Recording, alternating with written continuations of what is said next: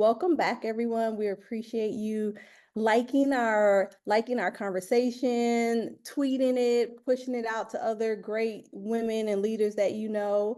So first, I'm going to start by saying Andrea is one of my dearest friends of 10 plus years here in Omaha. So I'm so excited to have the opportunity to allow other folks to really see her and understand her greatness, not only as a leader in financial aid, but just in her community. So Andrea Padilla-Rosas, she is the Director of Financial Aid and Scholarships at Clarkson College. She oversees all aspects of scholarships, grants, federal aid for the institution and for those students there at Clarkson College. Since moving to Omaha in 2007, Andrea and her husband have made they made Benson and Dundee their home with their three fur babies, their three cute little dogs. In that time, Andrea, she is truly a active member in her community, looking to lead, show others the way on how to be a gracious leader. She's also a member of the Junior League of Omaha, and she's also an alum for the Women's Fund of Omaha. So again, she is doing great things in her community. I will say her top 5 strengths are consistency, harmony, discipline, developer, and responsibility. So thank you again, Andrea, for being here with us.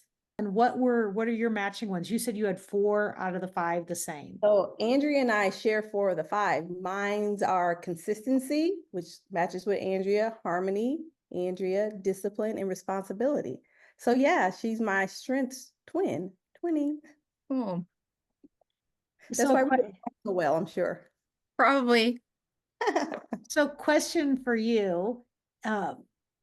We're talking about shifting and over time, how things, I always call it nurture nature. You're wired a certain way. For instance, if you were to show this to someone in your family, they'd say, oh yeah, you've been like this since you were young. Question I have for you, you had a really interesting biography. And of course, if we read her whole biography, which is wonderful, and going back to college days and you being in financial aid now, you grew up in California, you had a farming family, give us a little history about you going to college and I guess that first chapter. I'm actually grew up in an almond farm in Central California. My dad was an almond farm laborer, so he actually worked as a farm laborer on an almond farm. And I always like to make that clarification just because I think it's really important. Like you have the farmers and then you have the farm laborers, and that's where we're a working class family. Both my parents immigrated from Mexico.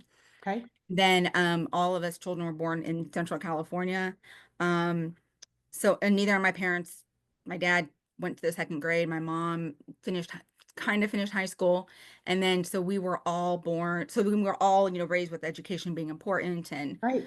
And I think that's everyone, I think a lot of immigrants, you go for the American dream, right? And so all of us kids, we did well in school. We all went to the University of California, different UCs. And we all graduated. 2 of us have master's degrees. And so, yeah, so we're basically first generation college students. So, yeah. Awesome to you. And I see, now your COO role in a director of student financial aid, which takes a lot of eye for detail, communication, developer. I mean, I'm seeing, again, just hearing your role and seeing your strengths, it takes a lot to get to that level. But even being first generation college students and going on to your master's, did you feel like your high achiever executing relationship helped you? Your strengths helped you in that as well, your first step? Yeah, I guess so. I suppose it did. I think we're our own worst critics, and I don't necessarily always see myself as a strong person.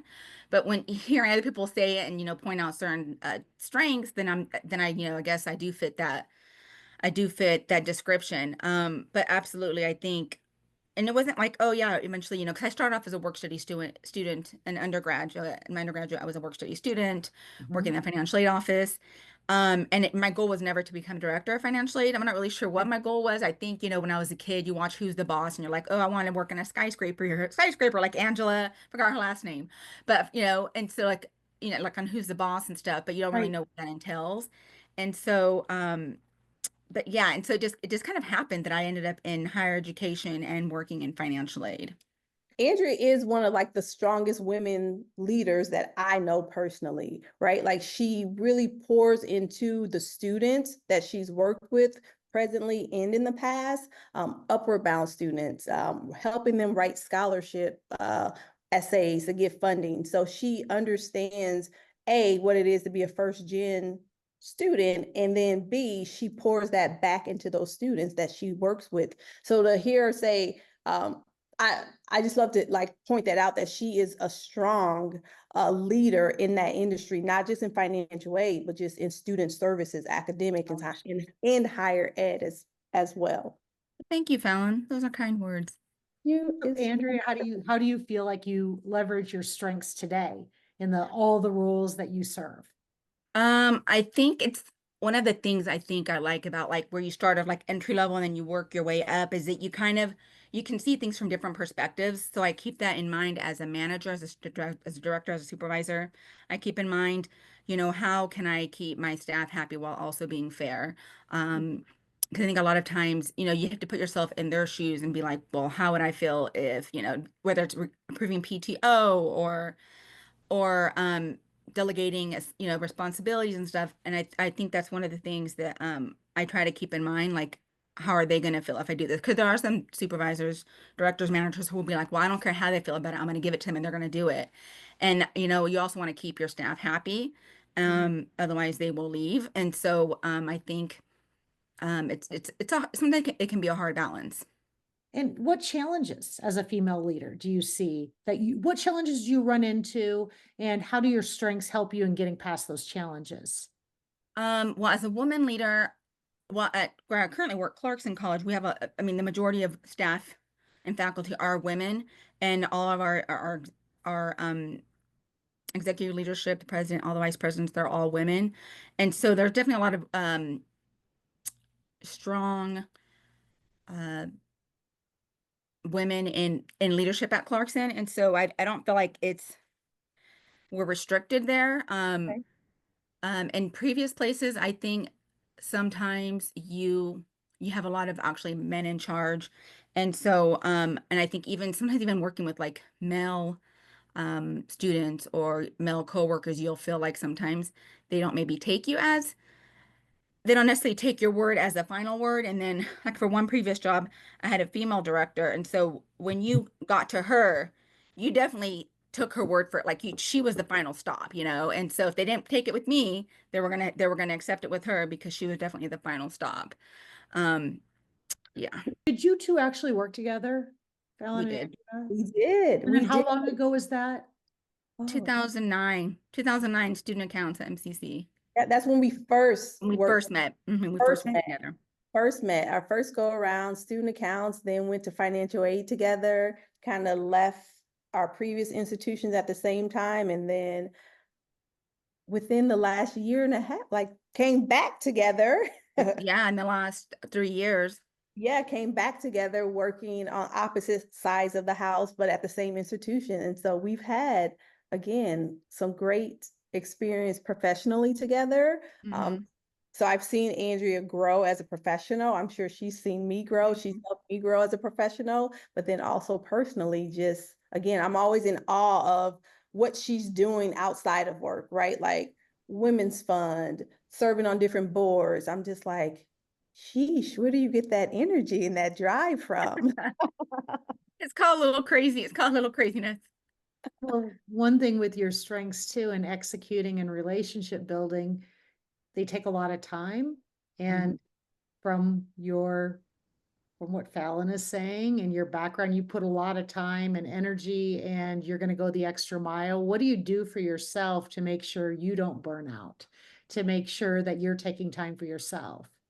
It's actually in my new role as director of financial aid, it's been a challenge to really to balance everything out. I became director in June of 2023.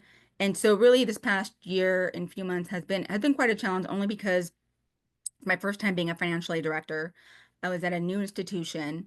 I joined, you know, the department without having any staff. And so it was really, it's been a challenge, you know, and I've been told the first couple of years of this role are just challenging in general, which I believe. But what I do for myself, like I have three dogs and a husband, and so we take them dogs for a walk, or I do, you know, I have girls' nights with friends. Mhm. Sometimes you binge on Netflix or whatever Hulu show's going on. And so yeah, I do like going for walks. We live close to Memorial Park, so that on Saturday mornings or weekend mornings, I like to take a walk to Memorial Park and back and just listen to my audiobook, because I do like listening to audiobooks. Nice. Well, Andrea, we always like to be respectful of our leaders and their time. And so we appreciate you taking the time just to connect with us and telling us and others how you lean into your strengths. But before we wrap up, I do have one last question for you in the sense, kind of thinking back of past leaders, present female leaders that you've encountered, that you've looked up to. Who are some of those leaders that have inspired you to be the go-getter that you are as a leader? That's a good question. I think it's evolved over time. Um, I know when I was a financial aide, when I worked in the financial aid office in undergrad, there was a woman there who was one of the assistant directors who I looked up to. Because she was also Latina, and she was like the first in our family to go to college as well. And so she was someone that I think I really respected and looked up to.